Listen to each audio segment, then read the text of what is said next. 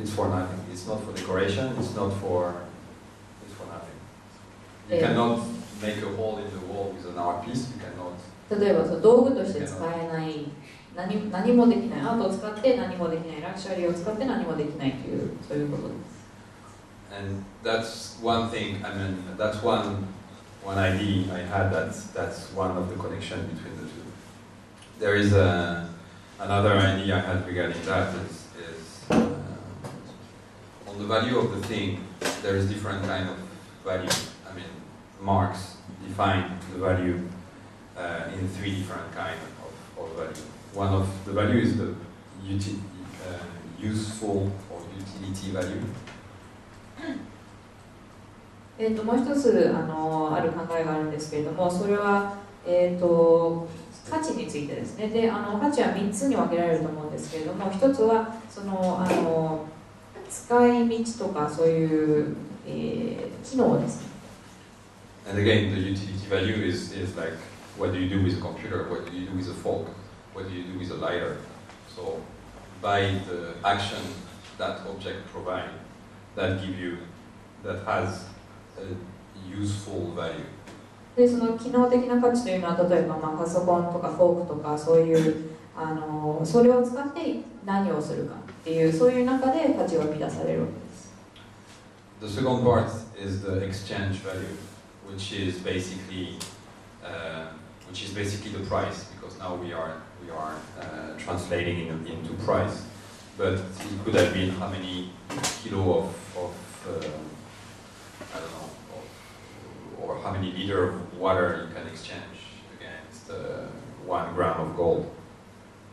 で2つ目の価値というのが取引の価値なんですけれども、今この社会ではそれは値段というふうに考えることができます。でも昔の社会ですと、例えばその1グラムの金を1リットルの水と交換するとか、そういうような考え方ですね。Which is the computation of the value of the merchandise of the product itself to make that new product plus the work.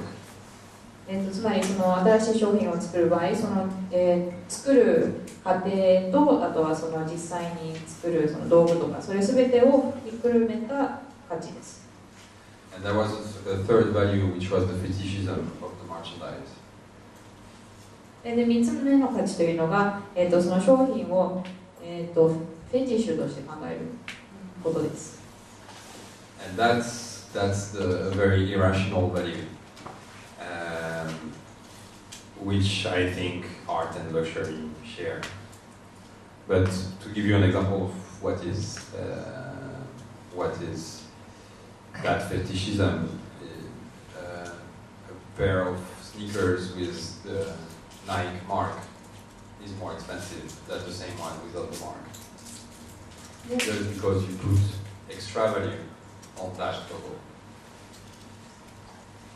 でその3つ目のそのフェティッシュとしてしての価値なんですけれども、これは非常にあまり論理性がない価値なんですね。でそういう意味ではアートとかラクシャリーとかそういうものがと似ていると思うんですけれども、例を挙げますと、例えばスニーカーがあるとしまして、ナイキのそのマークがついているスニーカーとついていないスニーカーで全くその値段が変わってくるんですね。でそれがそのロゴにどれだけその付属的な価値があるかということなんです。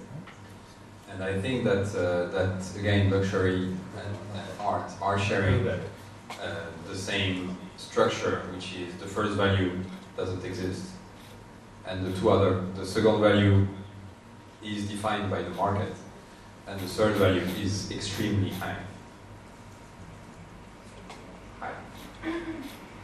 それでアートもラクシャリーも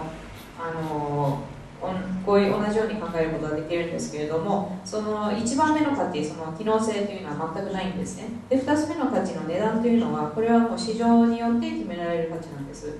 で3つ目のそのフェティッシュとしての価値なんですけれども、これはすごく高いっていうか、すごくそのアートとかラクシャリーとかには関連性のあるものなんですね。So that's to share with you what I think why luxury brands went strongly into art. でそれがそのなぜラグシャリーブランドがアートに特に特化したかという私の考え方です。So just to go back to some examples of strategy of brands, I mean how brands starting to use the arts, all the cultural matters for communication purposes. I will give you some example of what I did when I was in NSB. なのでこのブランドの戦略としてアートとかカルチャーを使ってコミュニケーションを取るという中で、私がニエスベにいた時に何をしたか具体的な例を挙げたいと思います。So I basically can separate in three different categories of actions. でそれは3種類の行動に分けることができます。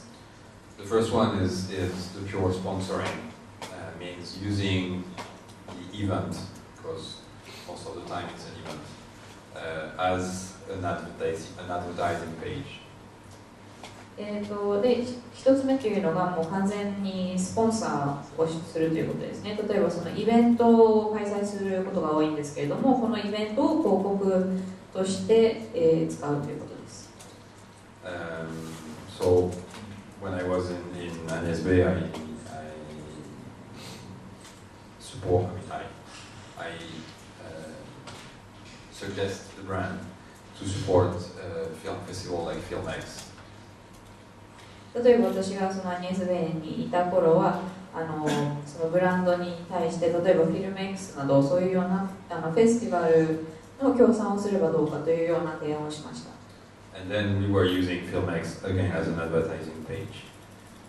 でその実際にフィルム X をその広告の1ページと同じような、使い方で、利用したわけです。I mean, I will be more moderate than that.